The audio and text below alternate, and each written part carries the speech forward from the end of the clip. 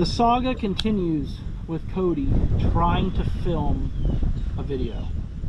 I said, I'm going to go film this. I filmed this video already inside the house, and the lighting was just horrible. The audio was bad. Obviously, I've got a 1-month-old inside. My parents are watching them right now. So you know what? I'm going to go outside and film this. It's nice out. It's sunny. It's quiet. And in the midst of me walking out here to my front yard, a lawn truck has pulled down the side street and is taking care of my 2 neighbors' homes. Weed eaters, leaf blowers, and lawn mowers going. I live on a street with 15 homes on it, and in the last 4 minutes, there's been no less than 35 vehicles racing up and down the street. My wonderful dogs here have 5 acres. They can roam and play, but they want to chase each other and play right here. And while I'm waiting for everything to settle down, 2 thunderstorms are developing on either side of me. The wind's blowing 30 miles an hour, which I know is shaking the camera and definitely making the audio sound like crap. My flag's blowing, chains are clacking, but you know what? I'm out here, so we're just gonna go with it. Got another rod review video for you guys today. In this one, sorry if I'm kind of just repeating myself with these rod review videos, but here's the deal. I'm a tackle junkie. I'm a fishing nerd, so if I get my hands on equipment that I like, I want to share it with you guys, whether it's rods in this case, or reels, line, new hooks, new baits. I want to share it with you. And I couldn't be happier with these Senko Sticks rods that I'm slowly but surely replacing all my rods with. And I've been getting a lot of questions about them, I should say, from people. A lot of you are saying, keep up with the rod reviews. I'm interested in possibly trying a Senko Sticks rod, so I'm interested to hear what you have to say about them. And I've been having a lot of people message me, you know, what rod from their line would you use for throwing a worm, or throwing a chatterbait, or throwing a frog. So as I continue to, you know, move out with my old rods and pick up my new ones, I'm probably going to do, you know, keep doing these reviews, but I'm almost up to everything I need. So this will probably be one of the last reviews I do. But these are pretty special. We're going to do 2 rod reviews in this video here, but they're from the same line of rod, if that makes sense. And this is the line of rods that I'm going to go out and say kind of put Senko Sticks on the map when Alex first went into business. This is his CHATTERTRAP line of rods. When he first went into business, that was all the rave. Everyone was talking about CHATTERTRAP this, CHATTERTRAP that, because we were catching a lot of fish on chatterbaits down here on the lake, and still do. And people have had nothing but great things to say about these. Now I see why that I finally got my hands on them. These things are the perfect tools for the job. And I ended up getting 2 of them, 2 different powers, and I'm going to explain to you guys why and why I like them for certain deals. So the first one we're going to talk about, this is the 7.6 mag medium heavy moderate fast in the CHATTERTRAP line of rods. Okay, it's a 7.6, and I got this one to throw a chatterbait on. I like throwing a 1/2 ounce chatterbait, and Alex told me to go with this one just because he thought it would fit my style, and he was right. Okay, I'm used to throwing a 7.4. That's kind of the industry standard anymore for throwing a bladed jig. But the 7.6 enables me to not only make a little bit of a longer cast, but you got more rod to enable to pull that fish up out of the stuff that we're catching these fish out of. You know, industry tells you when you're fighting a fish on a moving bait, keep your rod tipped down so that they don't jump. Here on Okeechobee, we're fishing a lot of dead and dying debris, dead cattails primarily, just a lot of shrapnel, I call it, on the bottom. Blown in willow bushes blowing in from the back from the high water during cold fronts, thunderstorms, tornadoes, blows a bunch of stuff out into these bays, and that's what these fish are holding on. So once you get bit, you essentially want to keep their head up and keep them coming to you so they don't run you down in that. And this rod does an awesome job of it. Okay, so it's a little bit longer, but like Alex said, we're on Okeechobee. We're not trying to skip boat docks. We're not trying to put the bait in a pocket around cypress trees. We're making longer casts and trying to cover as much water as possible. This rod's awesome for it. Couple key things I like. It's got the good tip, all right? This rod is very parabolic, so that enables you to ricochet and bounce this bait and deflect it off of all that shrapnel, like I call it, on the bottom. You could reel through the bite, let that fish load, turn his head away from you, and pull into the fish. And this thing does an awesome job of keeping those fish buttoned up. You don't lose them with these rods just because of the bend of the rod. Now, it's a 7.6.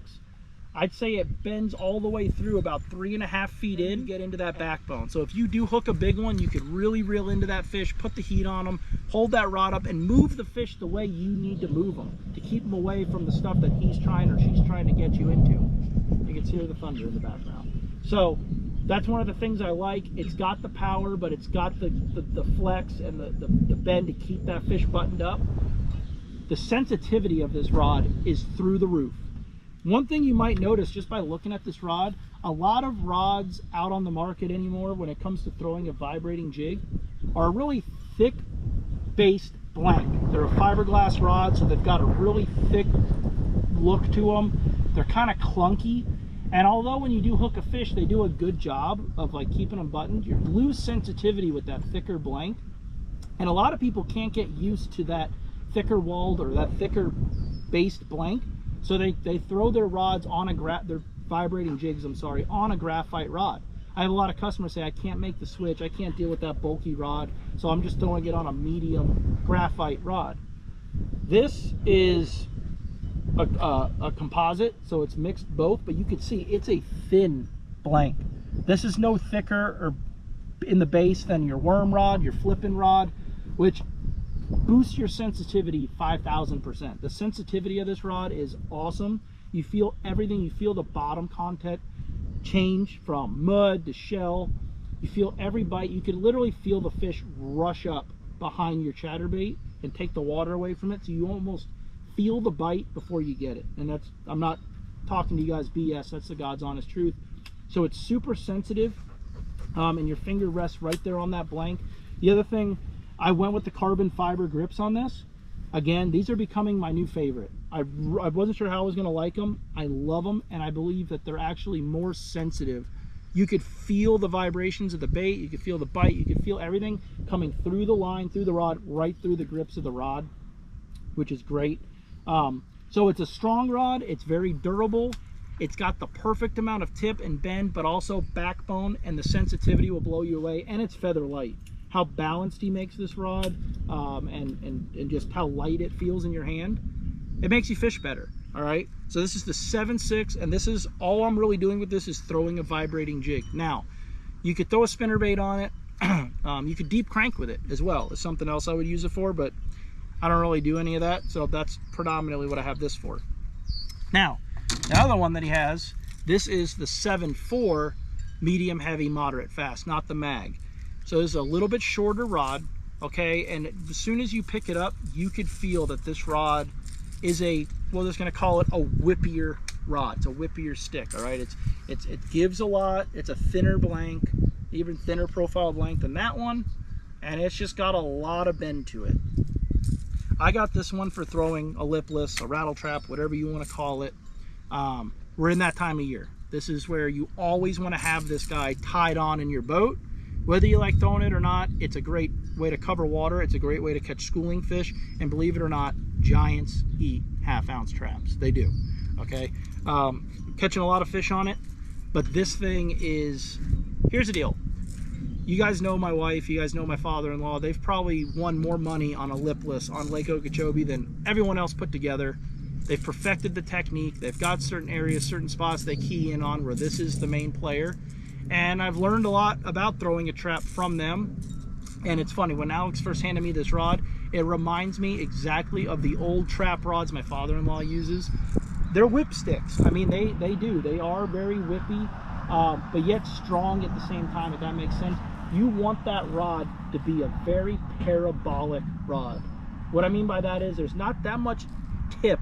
I don't know if you can see it on the camera. The bend almost happens 5 guides down, and that enables that whole rod to bend almost in like a C shape. And what that's doing is it enables you to reel through the bite, and when you pull into the fish, basically it's just straight meat, as I call it. And that whole rod flexing is what's going to keep those hooks, those little treble hooks, buried in that fish's mouth. When it comes up and jumps and throws slack, you can see that whole rod is going to counteract that, which I like. Again, it is ridiculously sensitive. I've been dragging my trap on some shell. You can basically count shells with your rattle trap on the bottom, being how sensitive this rod is. And And it's just, it couldn't be better for throwing a 1/2 ounce or even a 3/4 ounce rattle trap. Here's the deal. If you were just going to get one of these rods, everything, I'd say I'd go with this one. I tried throwing a 1/2 ounce rattle trap on the 7.6 mag medium heavy. It's just a little bit stiff for my liking. Can you do it? Absolutely. It works. You can definitely do it. But this, you could throw the trap, but a lot of people on the lake are even throwing their chatterbaits on this guy here. Alex, the owner of Senko Sticks, I believe this is the exact rod he uses to throw his vibrating jig on. My buddy, I know dozens of people that just only own this one, because this one will do everything. Again, it'd make great for a spinner bait. You could throw a small square bill on this rod, no problem. If you're up north and you're fishing, you know, more central Florida, deeper water lakes with a hair jig, I'm not a hair jig expert, but this seems like this would be an awesome hair jig rod. It's a little bit long for a small topwater, but you could do it. This would work good for a little topwater. It's an awesome rod. It's super comfortable to fish with. Again, it's lightweight, and it'll throw this 1/2 ounce trap a mile and keep them buttoned up. I'm throwing this on, this is 17-pound mono and this is 17-pound fluoro. I bounce back and forth between mono and fluoro with my rattle traps. Fluoro obviously is a little bit more sensitive, but the mono helps me float that bait just a little bit more if I'm trying to just steady retrieve it. When we're dealing with throwing it in 1.5 feet of water, it helps float that bait a little bit. But couldn't be happier with these. Again, went with the carbon fiber grip, just from sensitivity and the comfort. It's just super comfortable in your hand. If you're on the fence about trying it, give it a shot. I really don't think you're going to regret it. And that's coming from a big cork guy. I'm a big fan of cork. Alex has got a couple of different types of cork you can try, and I have a few. I love them as well, but this is becoming my new favorite. But definitely check it out. These are the ChatterTrap line of rods. Check them out on sankosticks.com. And if you decide to get one, you could use the code TIGHTSPLICE at checkout, and it'll save you some money. But couldn't be happier with these. If you have any questions regarding any of the lines of rods that you see on Senko Sticks, feel free to message me. You can obviously message them. But if you want my opinion, I'm more than happy to help you guys out. Again, made here in the USA, made by fishermen, made by even better people. Check them out. Best thing you'll put in your hand. I'm going to go inside before I get struck by lightning. And yeah, I guess I'll see you guys on the next one. Hopefully my next video is actually me fishing, or maybe we'll be talking about something else besides fishing rods. But who doesn't love a brand new stick? I'll see you guys on the next one. Tight lines, and be safe out there. I just want to throw this in here for the record. Flag is limp, wind is gone, lightning storm gone, and the lawn truck just pulled away, and there's no traffic on the road. It's because I'm done filming. That's what happens. But I ain't filming it again. So, hope you guys enjoyed.